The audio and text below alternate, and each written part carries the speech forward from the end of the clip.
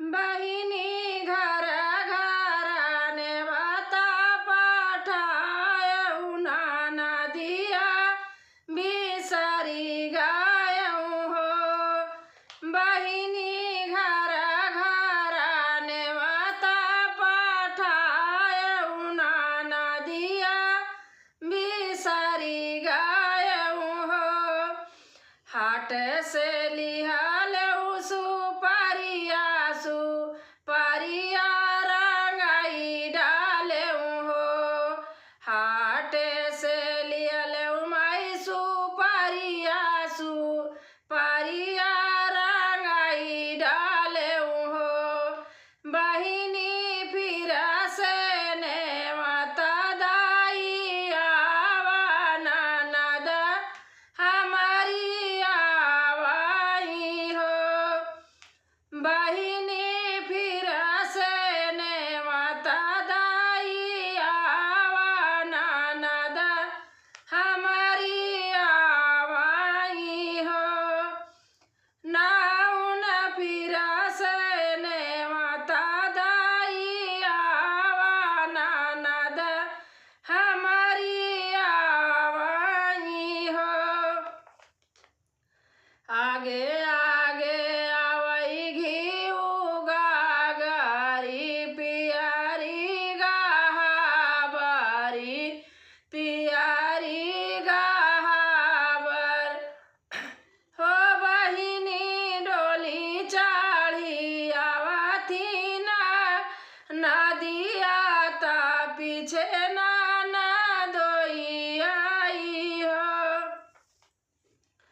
आगे आगे आवई घिउ गागरी पियरी गहाबरी पियरी गहाबर हो। बहिनी डोली चढ़ी आवथी नदिया ता पीछे नाना दोई आई हो। आगे आगे आवथा भाई नवाता डालिया ननद मोरी डालिया ननद मोरी।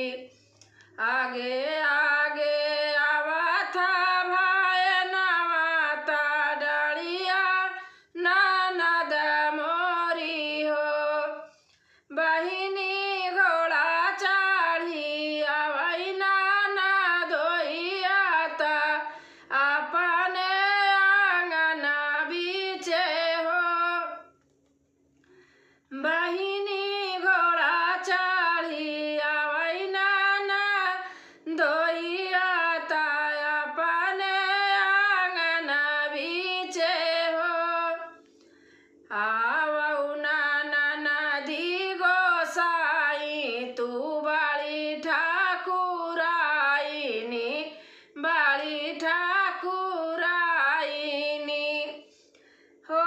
नदी बाई ठाऊ ना माझा माड़ाउआ कलश हमारा गोठाऊ हो।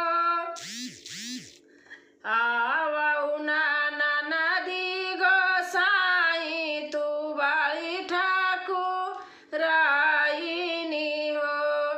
नदी बाई ठाऊ ना माझा माड़ाउआ कलश हमारा गोठाऊ हो।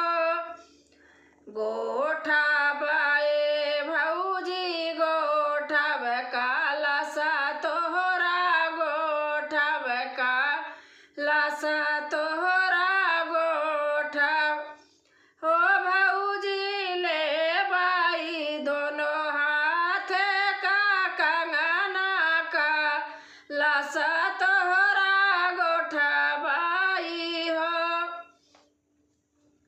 भौजी ले बाई दोनों हाथ का कंगना कलश तोहरा गोठबाई हो। ई तोरे बाबा का गढ़ावल की भैया का बेसाल अरे भैया